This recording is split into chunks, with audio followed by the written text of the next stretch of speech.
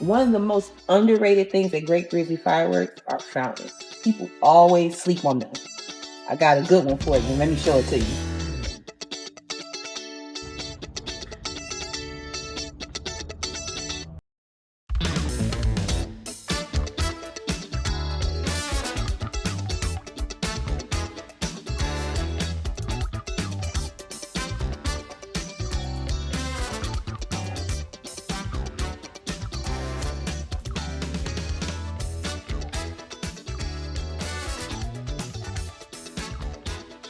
The reason why I say they're underrated is because you always look at a fountain and think it's going to do the basic.